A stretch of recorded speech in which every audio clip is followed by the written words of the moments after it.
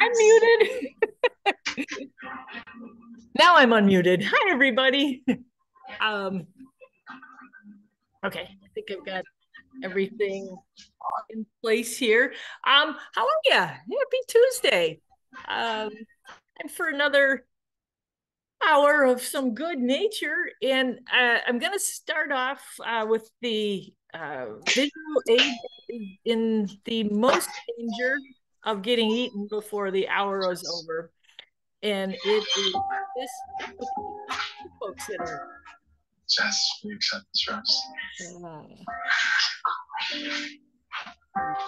Figure that out. Some let's see. Here we go. So we talked about these. I don't remember if it was last year, or maybe it goes back 2 years already. I don't know. Time has no meaning, does it anymore? But, a friend Terry gave me this ball of feathers. We didn't talk about this last week, did we? We I might have. think it was because Yeah, I I think this is found a one and I rerun. knew what it was. It's a ball of goose feather. He was all over me as soon as I came in the house. There must that tissue that is that's holding these feathers together. Yeah, you're right. Yeah, because this was on my desk last week. So we did talk about this. If you weren't here last week, folks, this is what happens when a waterfowl, say a duck or a goose, gets attacked, gets eaten. The predator plucks the feathers away to get the meat, and then the skin is retained, and it shrinks as it dries, and it makes these nearly perfect balls of feathers that apparently smell delicious because the furry roommates are just all over me. So I'm going to put this, I'm actually going to put this in the Velcro pocket with the hopes that they can't get to it and that they will go on to other things. All right, so let's move on. We got enough stuff. We don't need to be talking about reruns. So I was super excited this weekend. So I was down last Thursday and Friday. I was down at Starved Rock State Park down in Utica for the Illinois Association of Conservation Districts annual meeting. And so it was a beautiful day on Friday. The conference finished in early afternoon, so we had enough time to take a nice hike through a couple of the canyons. Ended up down at the visitor center, which, if you're from the state park there, it is the lodge is up on a bluff, and then the visitor center is down below, connected by a very tall staircase. You can also drive back and forth, but we had been walking the trails. So I was down in the visitor center. There's a little like gift shop bookstore there, and look what they have. It's the new edition of the Illinois Field Guide to Reptile or Amphibians and Reptiles, to herps. It's the updated version of this book, which came out in, I believe, 1999. I remember when this came out, it was super neat to have a field guide that was just for Illinois, and not, besides the species accounts, it had maps, range maps that would show just what sort of records they had for the species. This is painted turtle, so it's pretty much statewide, and they either had photos or actual vouchered specimens or verified sightings. Some of this also pertained to how old the records were. Well, I remember when this book came out, the guys that wrote it, the herpetology guys down at U of I and the Natural History Survey, they said it's already dated because those county by county maps are there's just not enough people to really verify and delineate those markings there the way the boundaries the way they should be. This one, I don't know if it's got a similar sort. I know they have changed the way that it's not so much county by county as opposed to region by region. See how the maps, the counties are blocked off, but instead of filling in for the whole county, a little bit more accurate way to do it for, like, this is the Illinois chorus frog, a species that has just a tiny, tiny range in Illinois as it is. And if they were to just fill in the counties that it occurred in, it would be very misleading. It would look like we have a lot more Illinois chorus frogs than we actually are. The range is a lot larger than it actually is. So I plan to use this much the way I use this book. I don't know if you can see how this is marked off. Frequently used pages are, I put little markers in here. It's just, it's a handy thing to have if you're at all interested in reptiles and amphibians. The state herpetofauna is the other word for it.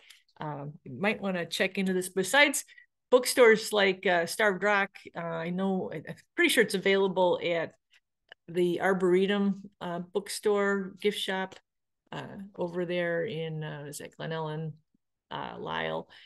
And you can also contact the Natural History Survey. One thing I wanted to look up, I wanted to see if in here, if they have, here's the authors hard at work. That's kind of cool. Yes. So I've been kind of trying to tidy things up at the Good Natured World headquarters. And I found this out, make sure it doesn't get eaten either. I'd be really upset if this got eaten.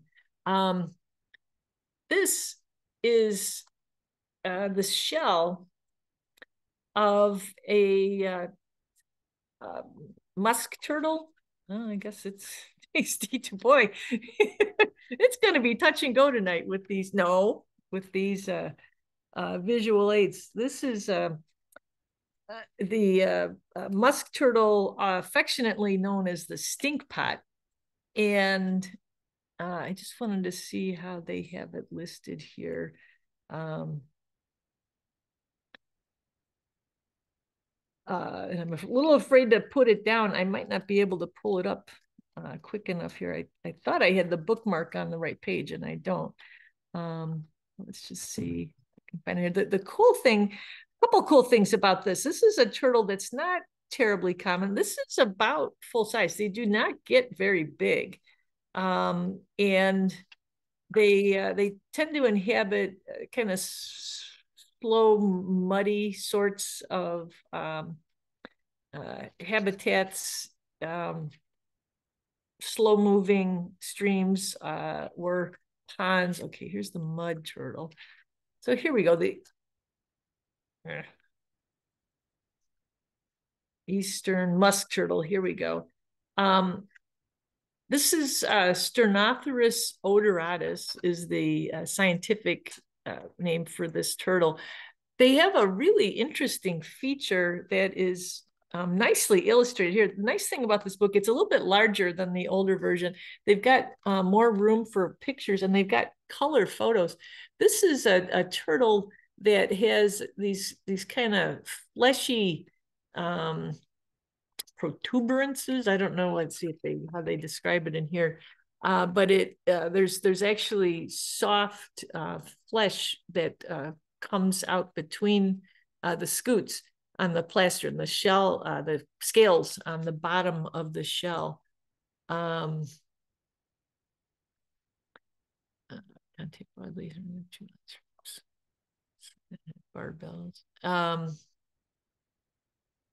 Prominent keel. it has a weakly developed anterior hinge. And the adults, some of these scutes are separated by soft, fleshy tissue. Reason I bring this up, here's the range map for the eastern musk turtle. You can see that it's present throughout quite a bit of the state. Goes up the Illinois River drainage here. But the exciting thing about this is we've actually found a few of these here in Kane County. They're not really known to be super common in this area. And it might be worth, if you spend time along the Fox River, it might be worth keeping your eyes open for. So get the book if you're into herps. Keep your eyes open for musk turtles. I'm actually going to put this back in this pocket so that it is safe. Oh, and then when I grabbed this book off the shelf, I also saw this book, and I think this, as much as anything, is telling of just what kind of a geeky, nerdy kid I was. This book, I think I got this when I was about 7 years old. It's all held together with tape. I looked at this thing as kind of a catalog / bucket list. I wanted to find everything. Now, mind you, this is the old, the Golden Guides. And this is not just for Illinois. This is quick hits for creatures across North America. But I would read about horned lizards, what Yosemite Sam would call horny toads. And I thought, all right, yeah, I gotta go see some of those.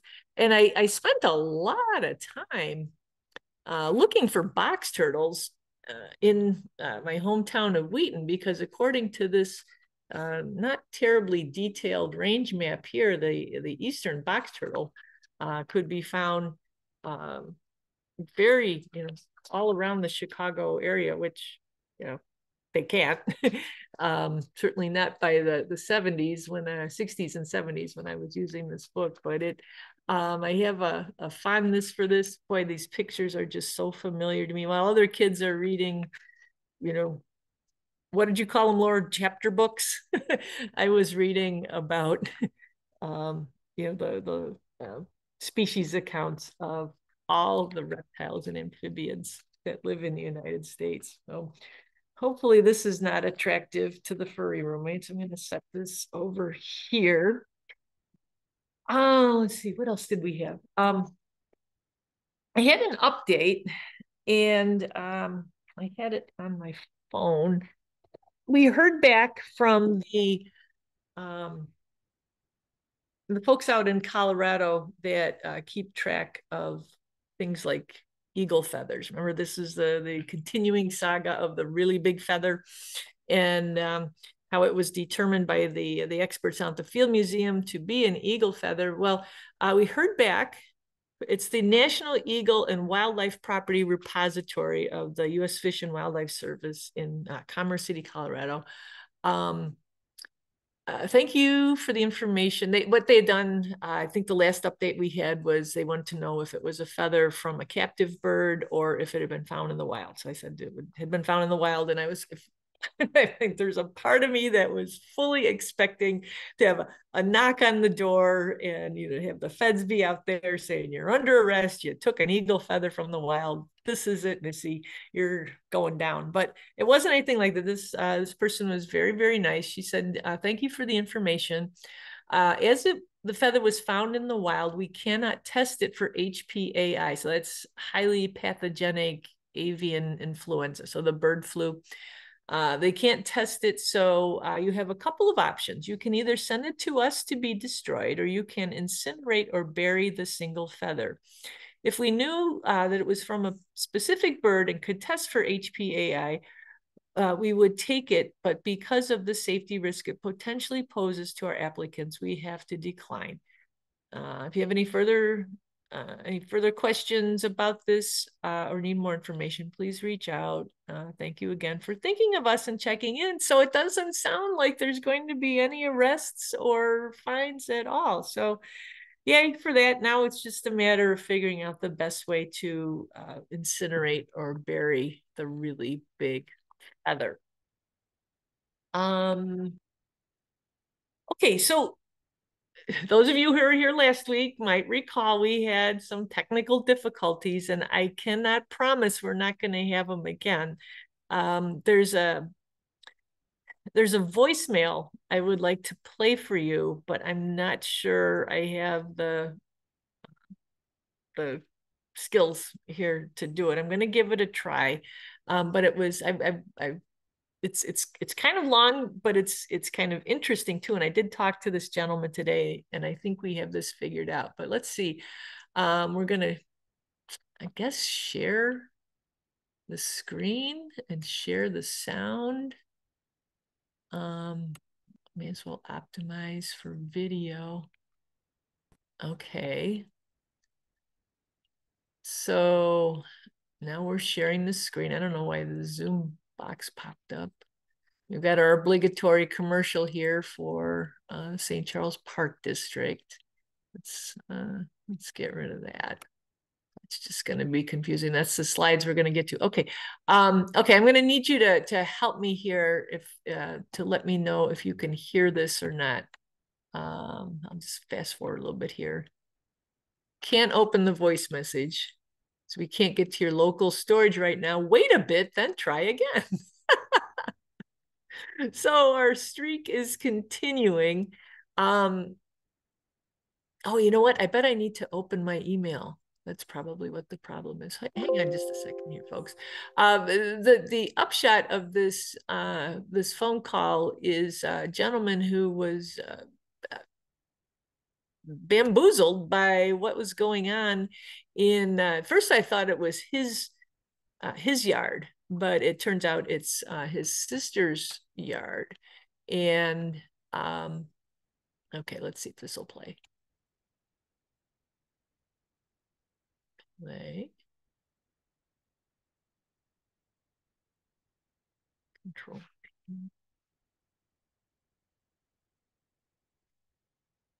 Oh, it's stuck, isn't it? You couldn't open. All right. Well, I guess opening email didn't solve the dilemma. All right. Well, all right. I guess we don't get to hear his voice, but it was a fun voicemail to listen to because he was a funny man. He was really fun to talk to. And what it was they had been seeing a lot of little tunnels in their the lawn of this home. This is down in Lamont, and it is near Waterfall Glen Forest Preserve. A sort of it's a neighborhood. It's not, I wouldn't really call it rural, but it looked as though the houses in this area had large yards, big expanses of mowed grass. So he described a lot of tunnels going through the yard, and a lot of them were U-shaped channels. But he said, and he also said that at the base of a lot of his trees, the bark has been chewed off. But he said now there is additional activity. He was thinking, I think he said Franklin's ground squirrels or pocket gophers was what he was thinking, because he said there were some large holes that were appearing with big mounds of dirt behind them. He said the mound of dirt would measure 3 to 4 feet across, and then they would go down. He said he measured at least 20 inches down into the ground. These larger holes were appearing. And he had me pull up the neighborhood on Google Maps so we could kind of see where this house is in relation to the forest preserve and everything. And he is going to, this isn't a for certain solution or answer to his question, but he's got two trail cameras that he's going to set out to see if he can catch any of this activity that seems to be occurring at night. But what I think is going on is there's vole activity, as indicated by the tunnels throughout the grass. That's something that's really obvious as the snow melts. And then the voles also were most likely the creatures that were chewing and eating the bark on. He said that was a hackberry and a maple. Hopefully they didn't girdle the tree, because that could pose problems. So that was creature A, were the voles. Creature B, I'm thinking it's a badger. We've had it's been such a warm winter. The ground isn't frozen solid, and these creatures that live underneath the ground are pretty accessible to creatures like badgers. He could actually see, because he said, it's not a skunk. It's not a skunk. He could see the claw marks from where this creature was digging. So fingers crossed, we might if this badger hasn't already eaten all the small rodents that it was drawn in by, it would be really cool if he was able to capture some of that badger activity on the trail cameras. So yeah, all right. So one technical glitch down. Let's try another one. So I I did a talk this morning for a group that wanted to learn about native plants, and looking to do a little something different. I went to Greater Kane Wild Ones Start in Your Yard website. I love promoting the activities of that group and the philosophy that they're basing it on, which is from Doug Tallamy's newer book, Nature's Best Hope.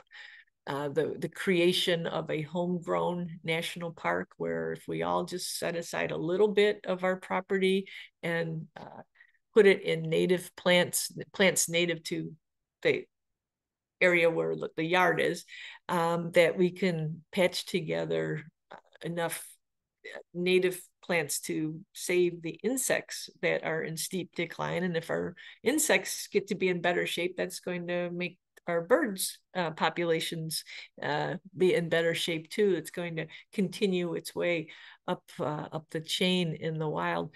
Well, in prepping for that program and wanting to emphasize the importance of insects, I have an awful lot of friends who aren't nature nerds, who just do, the second you mention a bug, it's yuck, gross, ew, don't want to hear about it. But I came across this paper, and it is it's a PDF. So just like last week, if it's something you would like to read, it's not very long. It's by the great naturalist E.O. Wilson.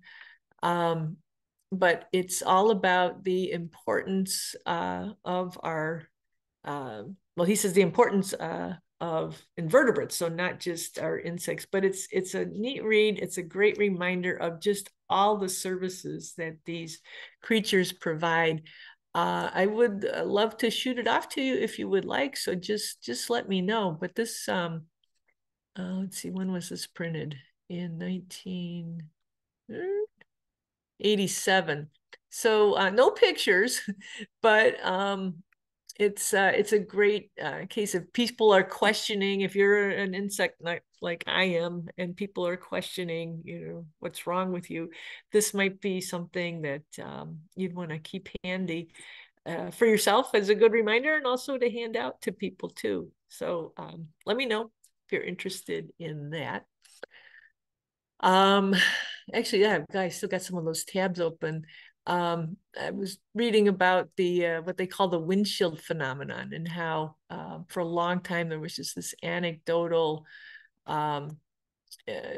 discussions about, gee, my windshield doesn't get nearly as gunked up with bugs as it used to. See, that's a German article. this was from Yale's magazine. These were all depressing, but also informative articles about the studies that are now being done. So we had these anecdotal points that people were making about, there's just, I don't see the number of, fill in the blank, lightning bugs. That's a common one that comes up. But now there's studies being done to try and quantify just what the decline is. I don't know if I still have that tab open or if I closed it. There was one that put a figure of a 9% drop per year in insect populations. And it's all the usual things, habitat loss, but also pollution in the form of pesticides and even fertilizers. If there's insects, a lot of insects develop, invertebrates, I should say, live in or develop in the ground. And when you coat your lawn with fertilizer, that's going to have an effect on them. Here, I think I see, let me move this bar out of the way. Insect decline in the Anthropocene, death by 1,000 cuts. That's not it either. But there was one, the headline was insects are declining at a rate of 9% per year. Anyway, it was sort of depressing, but I was heartened by this group's attentiveness this morning and the questions that were asked. It sounds like we might be getting some more native plant converts out there. So that was some good news. All right, so let's go over here to our slides for this week. I moved the bar out of the way again. And I apologize, folks. I didn't really have much chance to put these in a sensible order. They're sort of chronological. I did move a couple of them around, but let's move that box out of the way. There we go. So can you see who's back? This was Jim and Sue. I don't know if you're on tonight. I visited our friends Jim and Sue this weekend. And Bird Feeder was the place to be if you were a bird in their yard. There was all kinds of activity. At one point, there was, oh, jeepers, there must have been 6 or more male cardinals, and there were a lot of females too.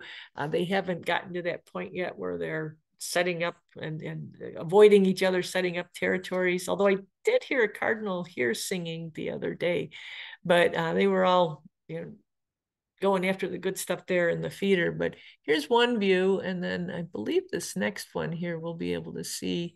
If we zoom in, we can see the stripe. It's not red. That's the other color that appears though on these guys' wings. This is Mr. Redwing.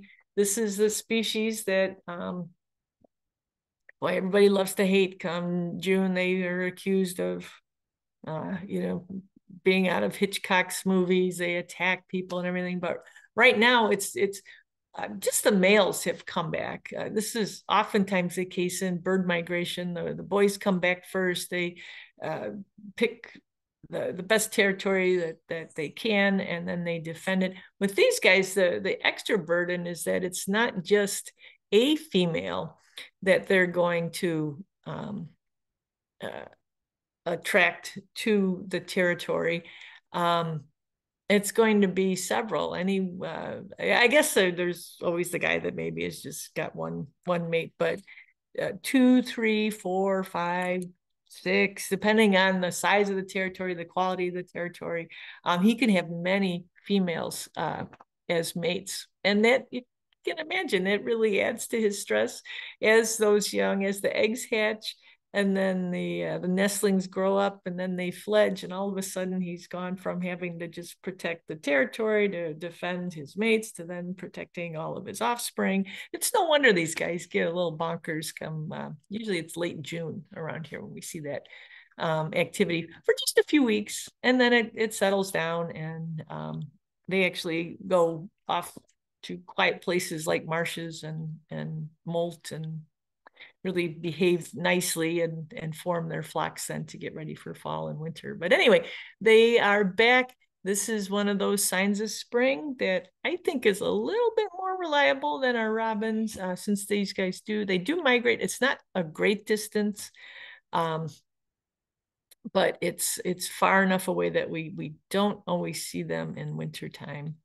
That could change though, because it's not even Valentine's Day yet, and here the boys are back.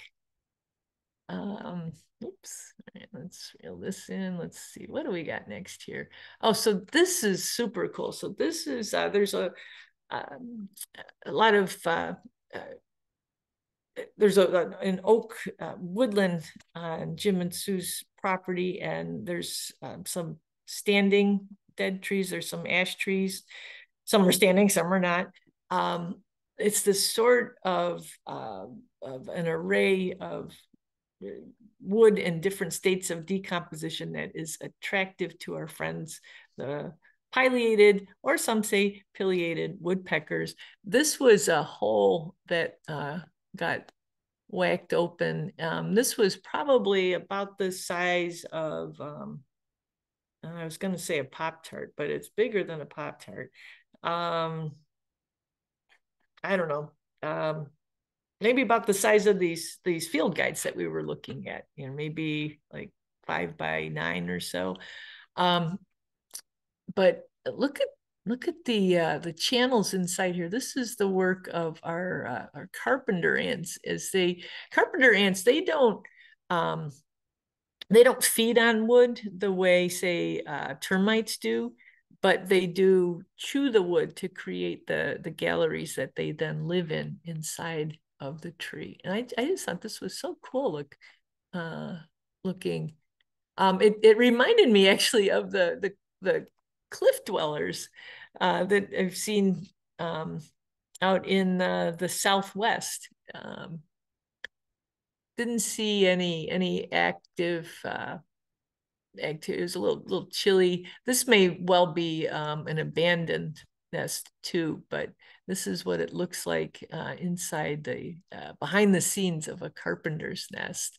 If we zoom out a little bit, actually, I think this was a different tree, but this is some other pileated woodpecker work.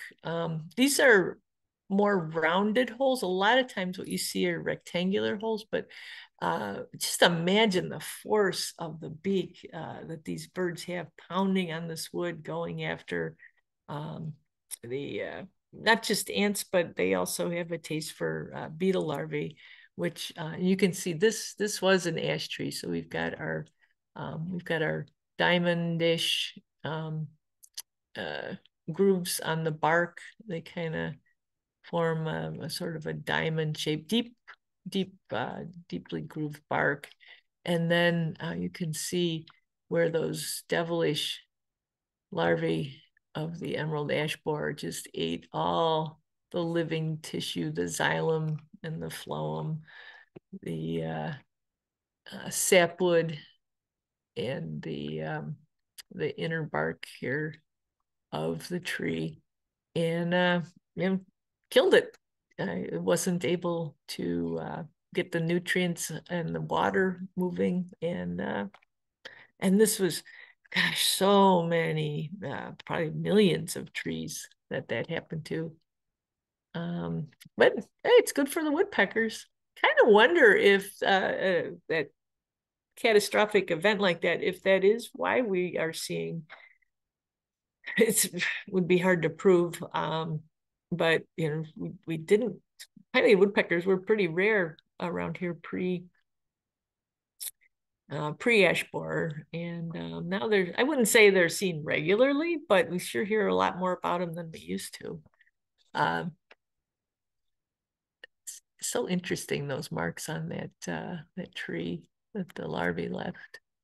Okay, so this is the reason I was there. Jim has a workshop, and this, you might remember, this is a bee tree that fell back in this. I don't know when exactly the log, the tree tipped over, but it had been blocking a path on a landowner's property, and as he was clearing this enormous oak branch off of the path, he realized that the branch was home to a honeybee hive. So here's one look, and this is pretty new comb here.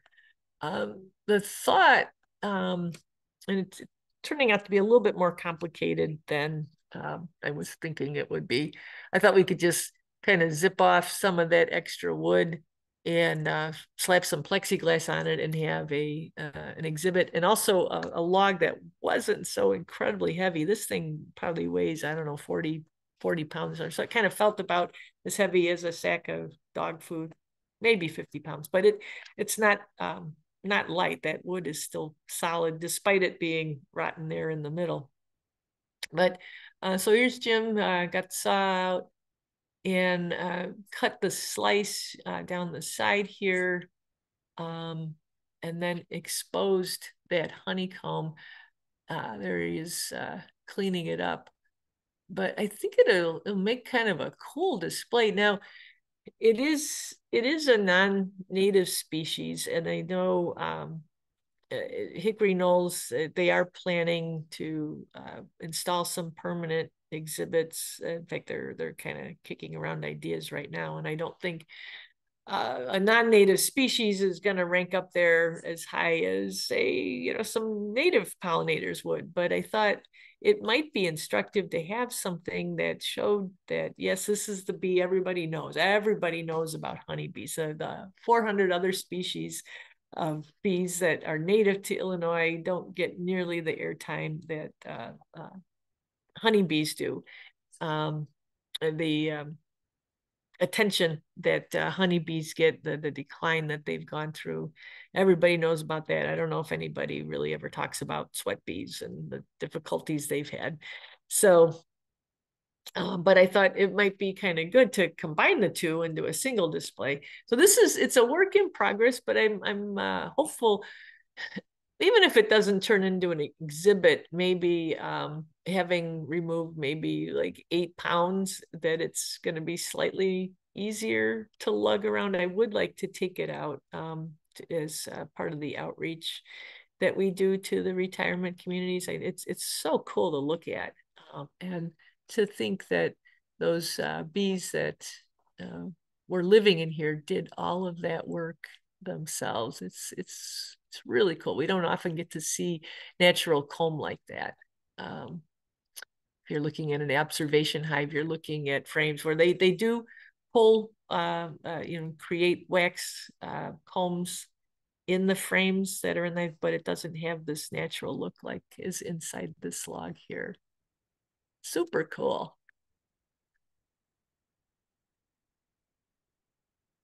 So this is kind of fun. So another part of my day-to-day was down at the homestead in Batavia.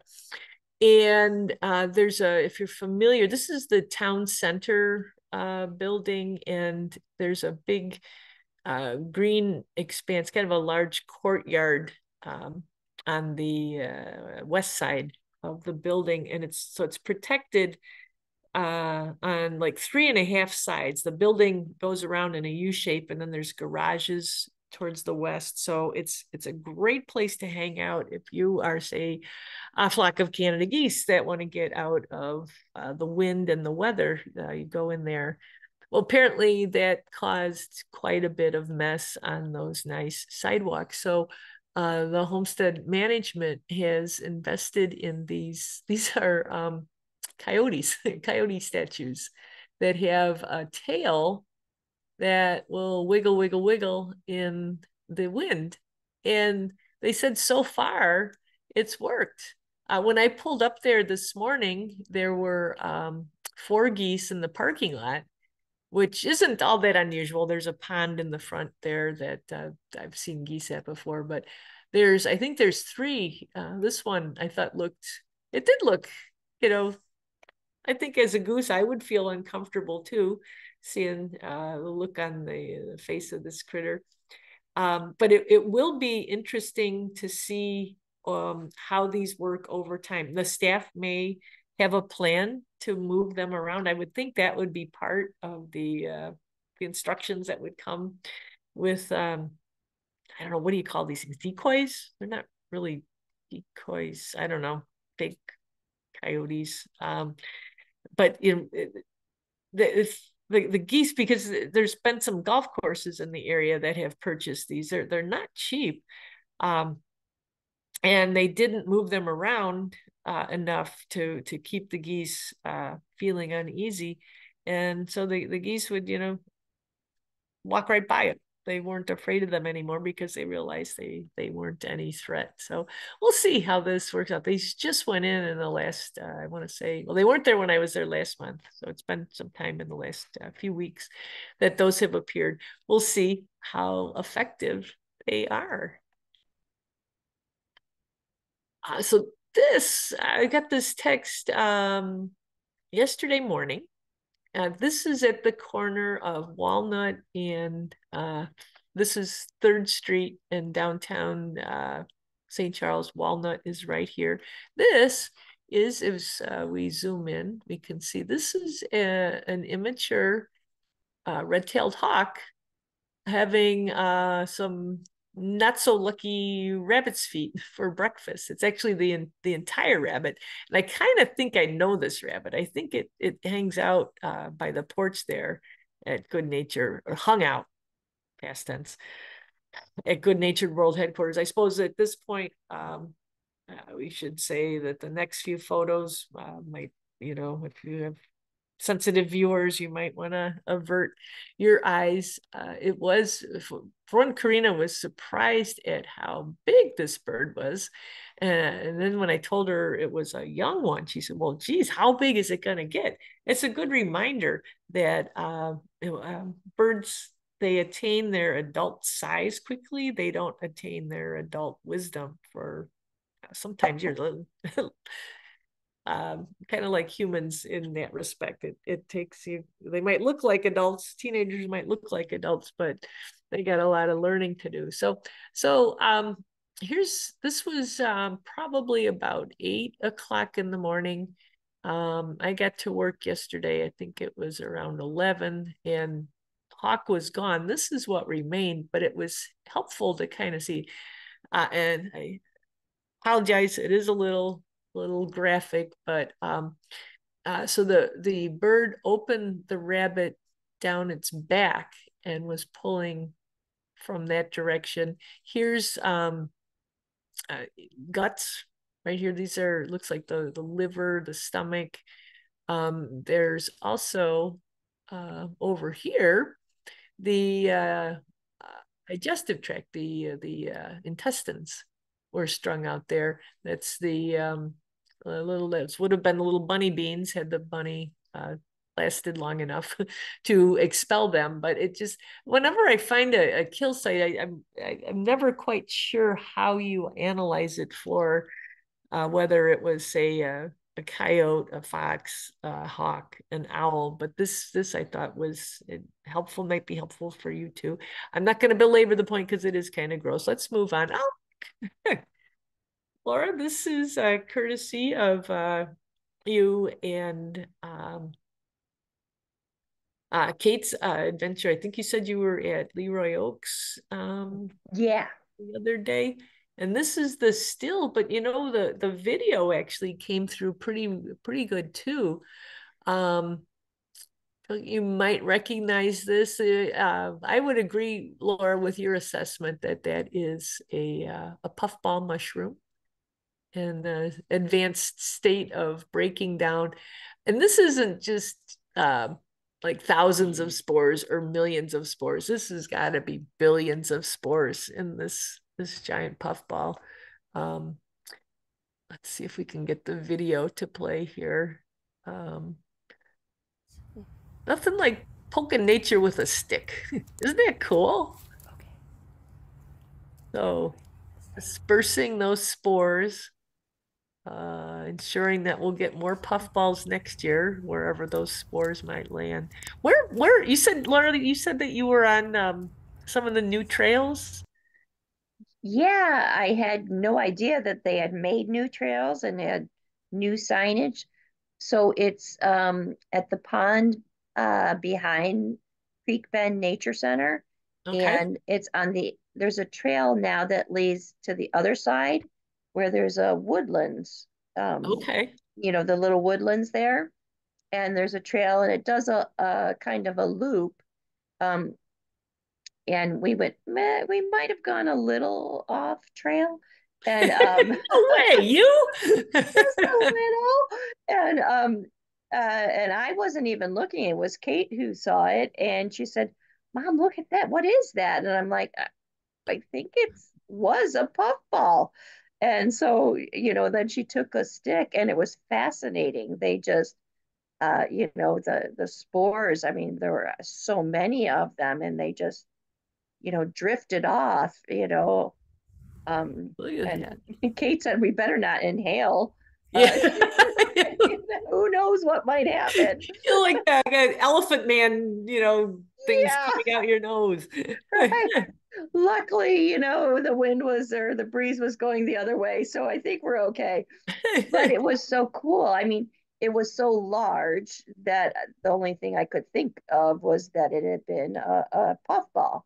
Yeah, well, because they kind of they do turn as they're starting to be past their prime. They are that nice ivory color when they're fresh and edible, but then they turn sort of a yellowish, and then in this stage, and I know I've been fooled sometimes because not all of our parklands and forest preserves are pristine, and sometimes people will throw furniture out, and there is a lot of what would that Yeah, be? Foam, yeah, furniture padding that is a very similar color. right. But this is the real deal. This is Yep, a puffball. it Very, was awesome. It was really cool. I'll yeah, let you and know then, how our lungs do. yeah, yeah. Stay downwind. Yes. But yeah, that's and this is cool too because there's those smaller puffballs that you can push and they puff. And Yeah. seeing the giant puffballs puffing like this too. I'm glad to see, that they do live up to their name that their younger or smaller cousins have. That was cool. And then look at this. Look how far along the skunk cabbage is. So where was this, Laura? Was this like along that floodplain area along the creek or? Yeah, as you take the large path coming down from the nature center, Uh-huh. um, and what they've done now is they've made a large loop. Oh, Um, but where it used to follow along Fearson Creek, there was a small mhm. trail. Now it's a large wide trail, but it Okay. goes if and I think Pam, it actually does go to where the bluffs kind of come down and it gets real wet there Okay. um, at the bottom of the bluffs. And we saw some uh, emerging down there, but as we moved back toward the nature center, Hmm. where it was a little warmer because the bluffs weren't so high, this is where we found the ones that were further along. Oh, Um, okay. yeah, so actually, fairly close to the path coming down from the nature center. And Cool. we were so excited because, we were looking for some, and all of a sudden, we realized, that they were all around us, but not too Wow. many of them had, most of them were just the green little shoots. And I'm so excited because Kate, it was sad because we were watching where we were walking, but Kate accidentally kind of stepped on one of those and she leaned down and smelled it. And she goes, I can smell the skunk cabbage. So I got down on my hands and knees, which is not easy to do anymore. And I'm like, oh my God, this is the first time I've really smelled the skunk cabbage. And Yay. hopefully nobody saw, well, there were some people, but hopefully they weren't paying attention to what we were doing. But yeah, at this point, it just smelled like really strong body odor at this point. It might get a little worse. Oh, Yeah, interesting. yeah. Yeah, But you make a good point, Laura, that because this is, I mean, this is on the ground. This isn't the later form when the leaves are kind of, like prairie dock or right. burdock leaves where you don't have to get down quite so low. I don't think I've ever smelled this stage. I think I've always, the times I've smelled skunk cabbage, it's been crushing part of the larger leaves that form. Yeah. And this was really neat because when first I went to smell it, I couldn't really smell it, but Kate had kind of crushed it a little bit and I wiggled one of the red stem part, whatever you call it, spadix type thing. And that's when I could smell it. And so I don't know if it's something that has to be, if you got down there, if you could really smell it, or it was the fact that she had partially stepped on it, that you Uh, could smell it. So, but I was very excited. I mean, so was she. I mean, we're kind of, we're all nature nerds, but I was like, oh my God, I smelled a scrub cabbage. Oh, Yeah, well that is yeah. super cool. And it looks like and well, and so today I think was the cooler day. I think it only got up to like 42 or something I saw on my phone, but I think tomorrow's going to be 45 again. And then did you hear that they were talking on the weather? Oh, temperatures are going to crash this weekend down to 30. It's high of 27, I think. I mean, for this time of year, that For is. February, I mean, that's unheard of. So that's wonderful. But these were just awesome. Oh, yeah, that's a great find, Lauren. I appreciate you sharing them. I would imagine these will be open for business for those flies and uh, beetles and whatever else is attracted to that skunky-ish smell. Oh, speaking of, I meant to mention this earlier when we were talking about Starved Rock. There's a lot of to protect the sandstone underlayers there at Starved Rock. There's a lot of trails that are boardwalks now, and the foxes. So we're in full on mating season. I'm gonna stop the share here. It's the squirrels have been acting squirrely. We saw. I was with Jill, our one of our restoration ecologists, and there were 7 squirrels running in a row. And the saying always is whoever's in front is the girl. So I don't know if that was 6 males chasing her or if like her girlfriends if they were just all frolicking because it was so nice. But we saw the squirrels, and then so many places along that boardwalk was this skunk-ish scent of foxes marking territories. It's not nearly as pungent as skunk smell, but now I want to compare fox scent to skunk cabbage scent to see if there's any similarities there. But I would say, oh geez, half a dozen times we walked maybe 2 miles on our little hike, and several times we'd get that wafting odor of fox scent. And I think they really like marking those boardwalks because the wood is somewhat absorbent. And but then with the melting snow and everything's kind of damp, so the smell just kind of lingers there. There were also a few deposits of scat along the way too on the boardwalks, but I was wondering if they changed their marking habits to use the boardwalks because they were such great containers of the smell or emitters of the smells. But that's something to keep in. I was gonna say keep an eye out, but I guess you would keep your nose out too, because it's happening there. It's happening here too. So squirrels, um, skunks, raccoons, opossums, foxes, coyotes, they're all mating right now, getting ready to have those litters in springtime. Um, so yeah, something to be aware of. And I guess we got lots of things to smell this week. Well, that's about all I had for tonight. It's like we had a couple of comments here. What's the small ground fungus look like? Yes, earth stars. Oh, they do poof, huh? You know, and I saw an Earth Star at Delnor Woods. I'd seen them.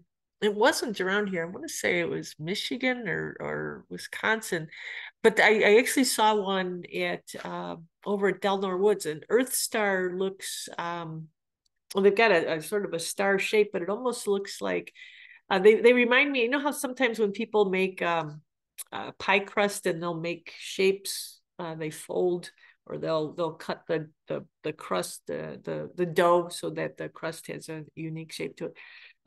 That's what Earth Star fungus reminds me of.